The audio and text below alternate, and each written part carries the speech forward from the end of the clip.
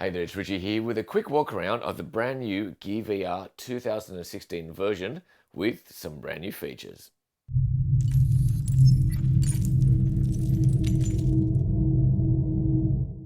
Alright, so what I've got here is the old Gear VR and the brand new one. So the first difference is obvious, the color. So we've got here the blue-black version of the new one versus the white of the old one.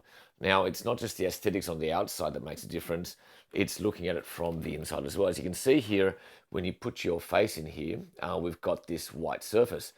They've changed that on this one here because some feedback was that there was way too much light reflection coming out from this screen onto a white surface. So they've tried to minimize that by going fully black inside here as well. The big difference now that I'm actually looking at this is the lens size. So I think you can see the lenses pretty clearly there. And I'll just bring up the lenses from the earlier Gear VR. They're definitely bigger in the brand new one, 42 millimeters, giving a 101 degree field of view now, which is great. And I've tried it out, and it does make a difference. I mean, look, I've played with these quite a bit. I can definitely tell the difference. All the action on this model happens on this side. There's a few differences now here as well. To start with, they've added a home button. That home button is used so when you're in an app, you want to go straight back to the Oculus home environment, you just press that. You still got all of the functions you get from the back button, including the back button within the app, to be able to access going back within the app itself, or the long press of the back button to access settings.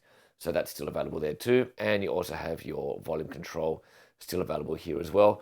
The other difference is that the control pad has gone back to this kind of flat surface with a little indentation there versus what we had on the old model, which was that kind of crossbar style, which was a much more guided kind of style. But look, I don't mind either. They both work quite fine for me. And using the new one, going back to that innovative style, I think still serves quite a good function. From a connectivity point of view. Now, first of all, let's look at the cover here. The cover here is quite good because it also acts as a dust cover, covers and protects the lenses. When we take that off, immediately the first thing we see is that this is now a USB version. You can see here. Why is that? Well, because of course we've got the brand new Note 7 here.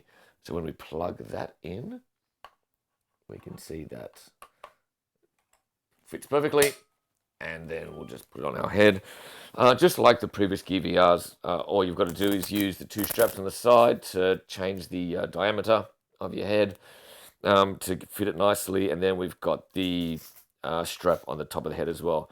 I like to use both of those because that gives me the best kind of comfort, and it prevents the front of the unit really weighing down on my big noggin right here. So that's that. So from a connectivity point of view, there's also a charger right here, or sorry, charging port that you can use to keep your phone trickle charged while you're actively using the Gear VR. The big thing that they've included in here, which I think is fantastic, is if you've got a S6, S7, or Note 5, for example, you can swap out this particular connector, which they've got here, for a micro USB as opposed to USB-C. All you've got to do is just click a little switch. This comes off, and that is the USB-C. And then I've got here in the box a micro USB connector as well. So all you've got to do is literally push it down, lock it in place, and then we can then use a S6 as well. So I've got an S6 here to put in. So this, as you can see, fits in nicely. Now the first thing I need to do is move it in because the Note 7 is a large model. So we just press this down, move that in, and then we can put the S6 there. And it's actually, of course, lighter as well. And again, still feels very nice on the head.